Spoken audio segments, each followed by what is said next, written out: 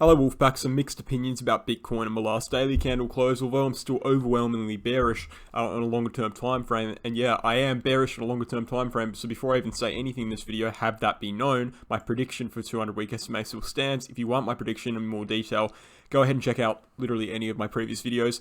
But this video is just going to go over the daily action and some of the hourly chart as well, and how I think that, hey, you know, we've had a pretty decent daily candle close. The hourly chart looks okay, but overall there still are things we need to be looking at that are showing us mixed signals even from that bullish daily close. So let's see, first and foremost, on this last daily close, what we did off a base level is we jumped above this 43k region like we did actually the day before, and then we wicked right upwards to 45.5k.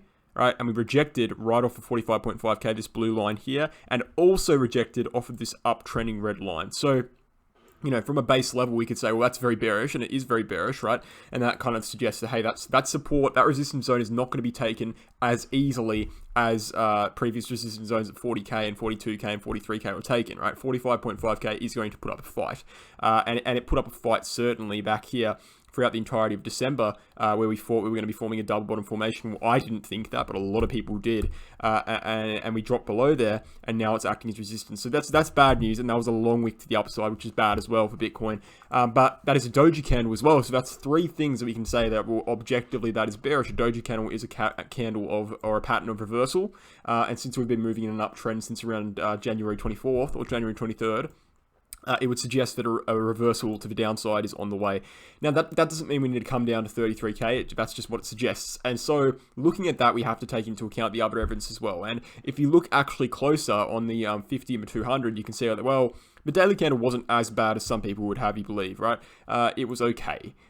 We really would have liked to see it a little bit better. And again, I'm bearish in the market, but I'm looking at it from a bullish perspective because I want the market to go up, even though I'm bearish. But you know, we would have wanted a bit of a better daily candle close there, and but you know, at the end of the day, we rejected off resistance and we rejected off support as well. So, you know, we've kind of in the middle of two areas here, and nothing really can be said about it. It's like you know, two you know, a negative and a positive makes a neutral. It's a kind of a neutral daily candle.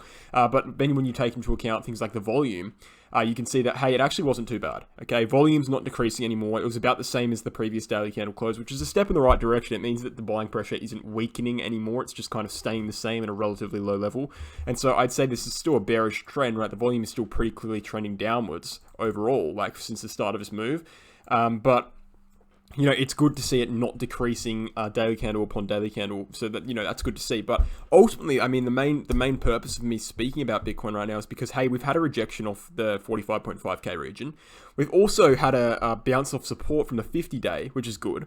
And now we're kind of in a center ground where it's like, well, what's going to happen next? And what we can do straight away is look at the hourly chart, because when we can't get a definitive point of view from a longer term time frames, we have to look at the shorter term time frames. Okay, and the hourly chart, I would say, does not look too bad. Okay, what we've actually seen with Bitcoin is breaking above this uptrending red line, this downtrending red line, as you can see, that was shown on the longer term time frame. We broke above it. We moved straight up to around 45.5k. Had a strong rejection via a large wick to the upside, so we clearly rejected off of that.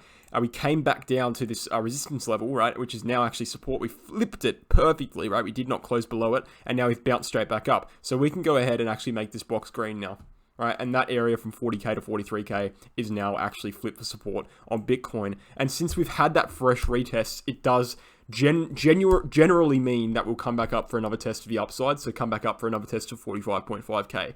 That is what I'm seeing here for Bitcoin.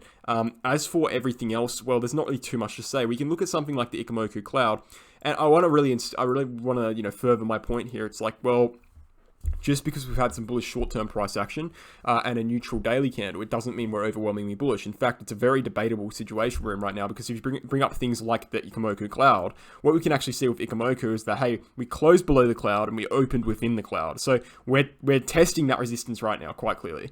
But we're one step closer than what we were the day before, because the day before we actually rejected off it with a wick, and now we're within it. So look, good progress here by Bitcoin, but then you could say, well, you know, the Gaussian channel we've rejected from the center line. So overall, what I'm kind of saying is, like, the shorter term time frame looks pretty good. So the hourly chart, the 4 hourly chart, they look pretty good, I'm not going to lie. But then you look at things like the daily chart, and it's mixed signals, probably leaning a little bit towards bearish. And so I still have no kind of inclination to tilt bullish at this point. I think it's still very much bearish on a longer term time frame. Maybe in the shorter term it's bullish. And in the shorter term, if you're bearish in the market and if you want the market to go down, which I don't want it to do, I just think it's going to do that, you wouldn't actually want Bitcoin to reject here, because if Bitcoin rejects here, we're at risk of doing something like this, which is an inverted head and shoulders pattern, right? So if you're bearish in the market, you want the market to go down, you actually want Bitcoin to head upwards here.